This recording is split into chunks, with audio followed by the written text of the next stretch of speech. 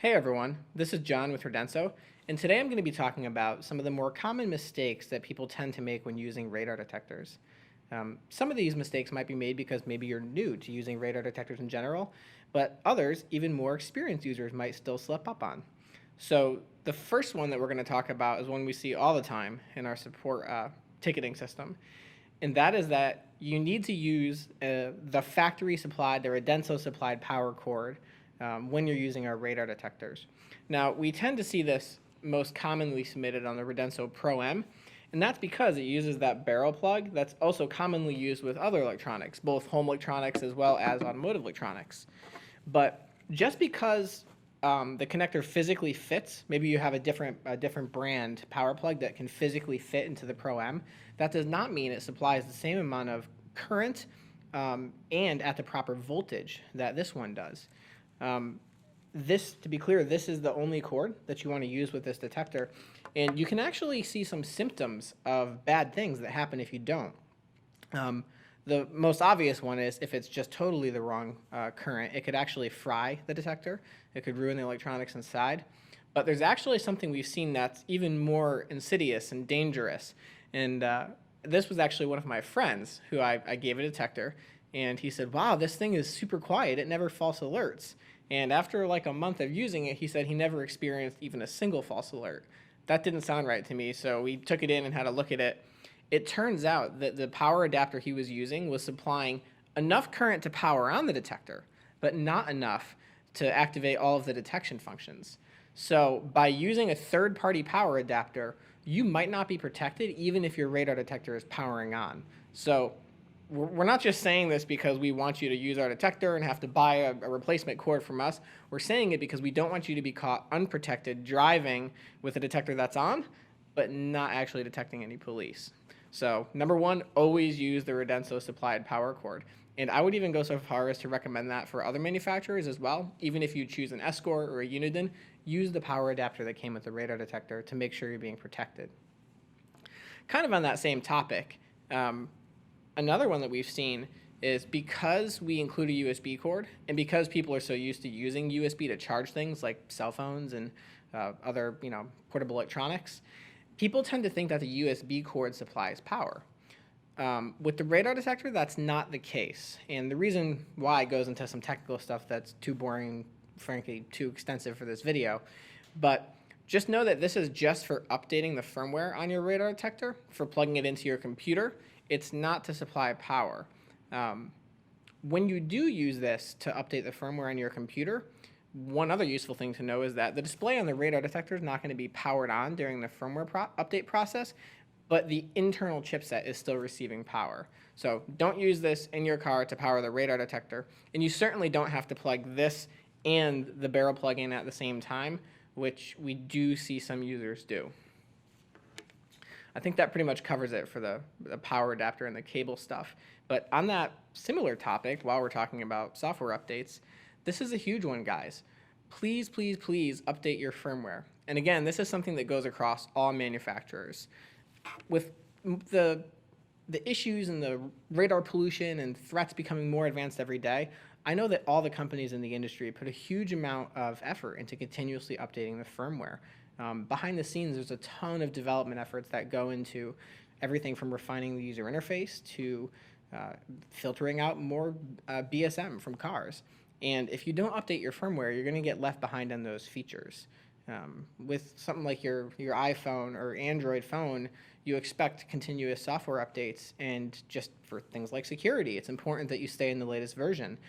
I want to make sure that we kind of look at radar detectors the same way. As these things get more advanced, they're computers. So just like computers, just like cell phones, make sure in the latest firmware. It'll just be the best experience for the user. Another common mistake we see, and this might seem very, very basic, please make sure that you're using the right settings. The settings that we ship on all of our detectors out of the box are pretty good for 95% of users. And I know it's tempting to think, well, I'm a 5% user. I can go and mess with the settings. And maybe you can. But if you do mess with the settings, I would really recommend researching online. Go to RD Forum, understand what they all do before you change the settings.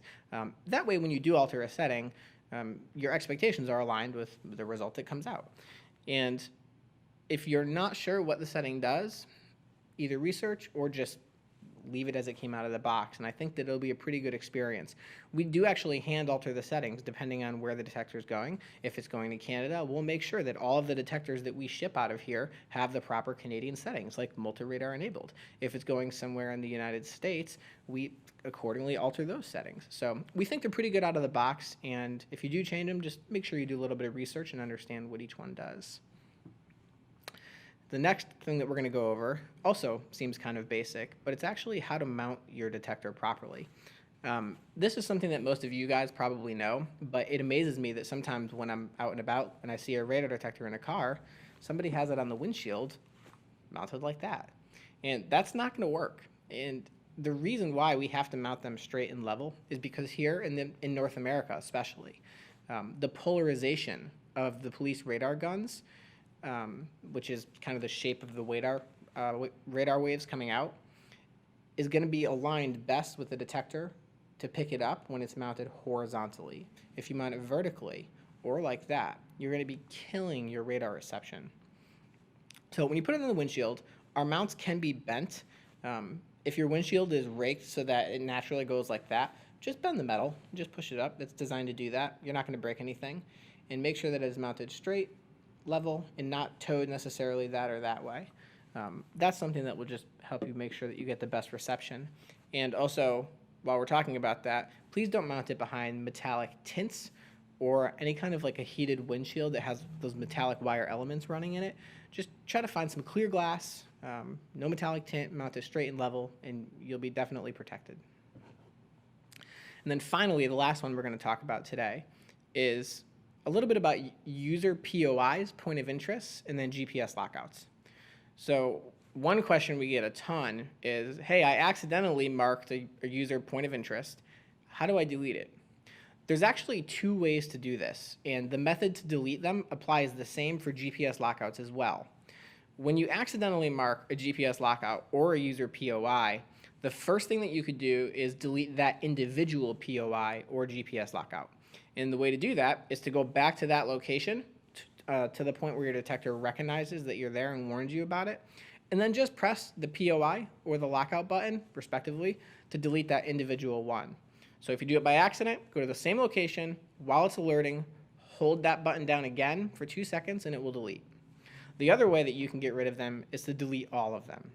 And just to do that, just go into the detector's menu, scroll, it'll be probably all the way toward the back, and you'll see an option for delete all user POI or delete all GPS lockouts.